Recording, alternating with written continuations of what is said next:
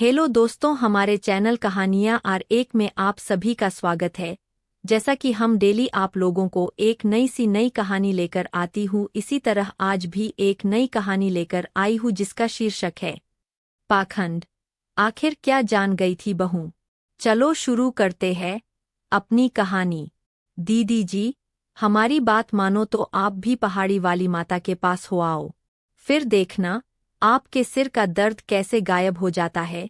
झाड़ू लगाती रामकली ने कहा, कल रात को लाइट न होने के कारण मैं रात भर सो नहीं पाई थी, इसलिए सिर में हल्का सा दर्द हो रहा था। पर इसे कैसे समझाऊं कि दर्द होने पर दवा खानी चाहिए न कि किसी माता के पास जाना चाहिए। रामकली, पहले मेरे लिए चाय बना लाओ, मैं कुछ देर शांति चाहती थी। यहाँ आए हमें 3 महीने हो चुके थे। ऐसा नहीं था कि मैं यहाँ पहली बार आई थी। कभी मेरे ससुरजी इस गांव के सरपंच हुआ करते थे, पर यह बात काफी पुरानी हो चुकी है। अब तो इस गांव ने काफी उन्नति कर ली है।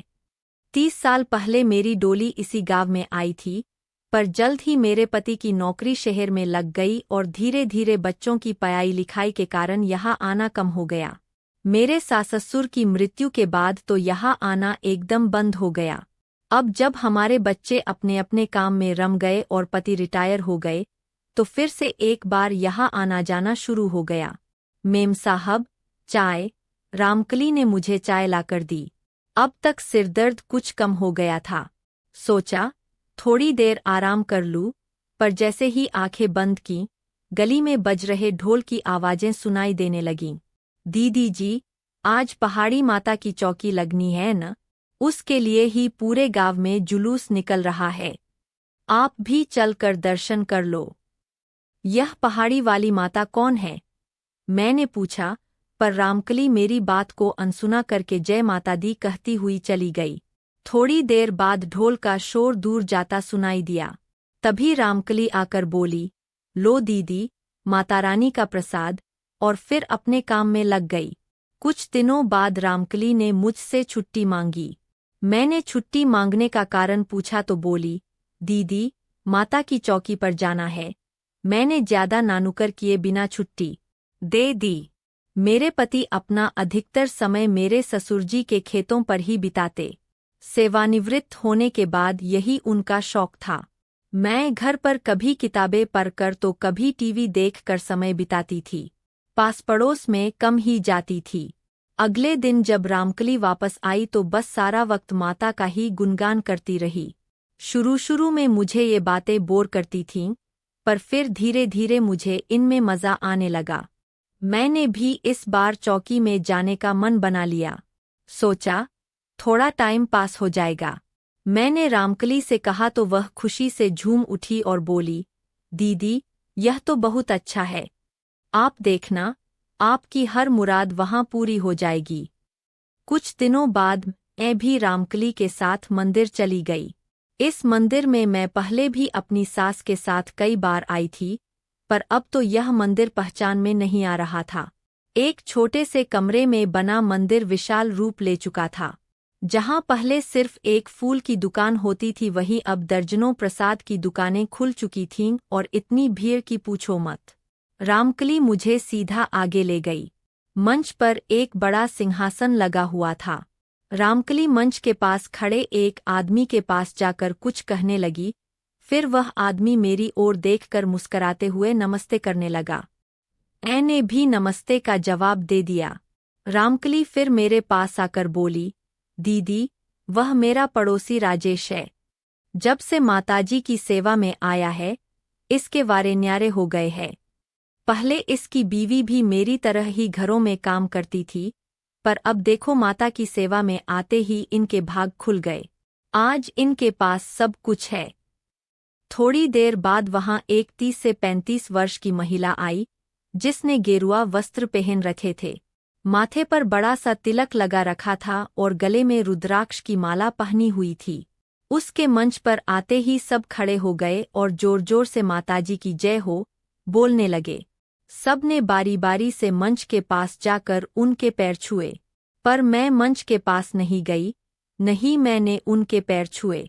20 से 25 मिनट बाद ही माताजी उठकर वापस अपने पंडाल में चली गईं। माताजी के जाते ही लाउडस्पीकर पर जोर जोर से आवाजें आने लगीं। माताजी का आराम का वक्त हो गया है। भक्तों से प्रार्थना है कि लाइन से आकर माता के सिंहासन के दर्शन करके पुण्य कमाएं। अजीब नजारा था। लोग उस खाली सिंहासन के पाए को छू कर ही खुश थे। दीदी चलो, राजेश ने माताजी के विशेष दर्शन का प्रबंध किया है। रामकली के कहने पर मैं उसके साथ हो गई। आओ आओ, अंदर आ जाओ। राजेश हमें कमरे के बाहर ही मिल गया। कमरे के अंदर से अगरबत्ती की खुशबू आ रही थी। हल्की रोशनी में माताजी आंखें बंद करके बैठी थीं। हम उनके सामने जाकर चुपचाप बैठ गए। थोड़ी देर बाद माताजी की आंखें खुलीं। देवी, आपके माथे की रेखाएं बता रही है कि आपके मन में हमें लेकर बहुत सी उलझने हैं। देवी, मन से सभी शंकाएं निकाल दो। बस भक्ति की शक्ति पर विश्वास रखो। उनकी बातें सुनकर मैं मुस्करा दी। कुछ देर रुककर वह फिर बोलीं, तुम एक सुखी परिवार से हो। तुम्हारे कर्मों का फल है कि तुम्हारे परिवार में सब कुछ ठीक चल रहा है। पर देखो देवी, मैं साफ साफ देख सकती हूँ कि तुम्हारे परिवार पर संकट आने वाला है। यह संकट तुम्हारे पति के पिछले जन्म के कर्मों का फल है। और माताजी ने एक नज़र मुझ पर डाली। संकट? माताजी, कैसा संकट? मुझसे पहले ही रामकली बोल पड़ी। कोई घोर संकट का साया है और वह साया तुम्हारे बेटे पर है। फिर एक बार माताजी ने मुझ पर गहरी नज़र डाली। पर इस संकट का समाधान है। समाधान? कैसा समाधान? इस बार मैंने पूछा। आपके बेटे की शादी को 3 साल हो गए, पर आप आज तक पोते पोतियों के लिए तरस रही है। माताजी के मुंह से ये बातें सुनकर मैं सोच में पड़ गई। माताजी ने आगे बोलना शुरू किया। देवी जी, आपका बेटा किसी दुर्घटना का शिकार होने वाला है, पर आप घबराएं नहीं। हम बस एक पूजा करके सब संकट टाल देंगे और आपके बेटे को बचा लेंगे। यही नहीं, हमारी पूजा से आप जल्दी दादी भी बन जाएंगी। मेरी समझ काम करना बंद कर चुकी थी। मुझे परेशान देखकर रामकली बोली, माताजी, आप जैसा कहेंगी दीदी जी वैसा ही करेंगी। ठीक कहा न दीदी? रामकली ने मुझसे पूछा, पर मैं कुछ न कह पाई। बेटे की दुर्घटना वाली बात ने मुझे अंदर तक हिला दिया। मेरी चुप्पी को मेरी हाँ मानकर रामकली ने माताजी से पूजा की विधि पूछी तो माताजी बोलीं, पूजा हम कर लेंगे, बाकी बात तुम्हें राजेश समझा देगा। देवी, चिंता मत करना, हम हैं एन। घर आकर मैंने सारी बात अपने पति को बताई। मैं अपने बेटे को लेकर काफी परेशान हो गई थी। मेरी समझ में कुछ नहीं आ रहा था। सारी बातें सुनकर मेरे पति बोले, शिखा, तुम पढ़ी लिखी होकर कैसी बातें करती हो?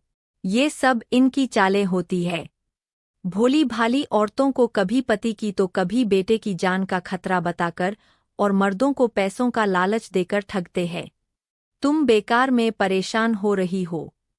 पर अगर उनकी बात में कुछ सच्चाई हुई तो देखिए, पूजा करवाने में हमारा कुछ नहीं जाएगा और मन का डर भी निकल जाएगा। आप समझ रहे हैं ना? हाँ, समझ रहा हूँ। जब तुम जैसी पढ़ी लिखी औरत इनके झांसे में आ गई तो गांव के अनपढ़ लोगों को यह कैसे पागल बनाते होंगे। देखो शिखा, रामकली जैसे लोग इन माताओं और बाबाओं के लिए एजेंट की तरह काम करते हैं। तुम्हारी समझ में क्यों नहीं आ रहा? मेरे पति गुस्से से बोले।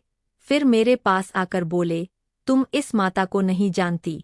कुछ महीने पहले यह अपने पति के साथ इस गांव में आई थी।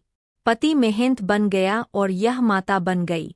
मंदिर के आसपास की जमीन पर भी गैरकानूनी कब्जा कर रखा है। हम लोगों को तो इनके खिलाफ कुछ करना चाहिए और हम ही इनके जाल में फंस गए।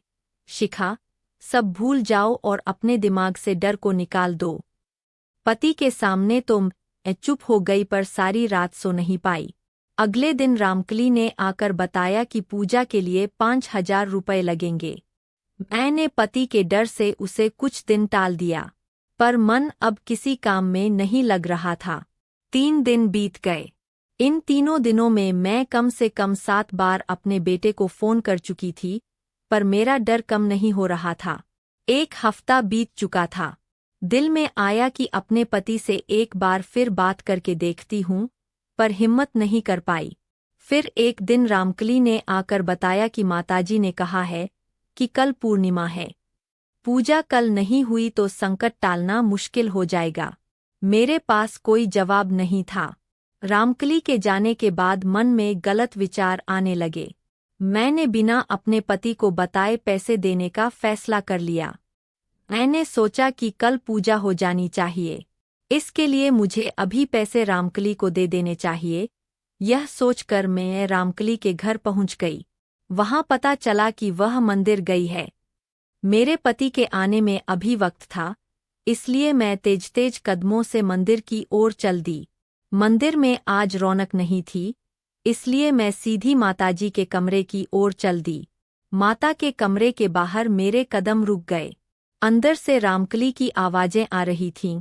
मैंने तो बहुत कोशिश की माताजी पर वह शहर की है, इतनी आसानी से नहीं मानेगी। अरे रामकली, तुम नई नई इस काम में आई हो, जरा सीखो कुछ राजेश से। इसका फंसाया मुर्गा बिना कटे यहाँ से आज तक नहीं गया। यह आवाज माताजी की थी। यकीन मानिए माताजी, मैंने बहुत कोशिश की पर उसका आदमी नहीं माना, साफ मना कर दिया उसे। अब तक मुझे समझ आ गया था कि यहाँ मेरे बारे में ही बातें चल रही है। देख रामकली, तेरा कमीशन तो हम काम पूरा होने पर ही देंगे। तू उससे 5,000 रुपये ले आ और अपने 500 रुपये ले जा। अगर उसका आदमी नहीं मान रहा तो तू कोई और मुर्गा पकड़। राजेश बोला, हाँ, वह दूध वाले की बेटी की शादी नहीं हो रही, अगली चौकी पर उसकी घरवाली को लेकर आ, वह जरूर फंस जाएगी।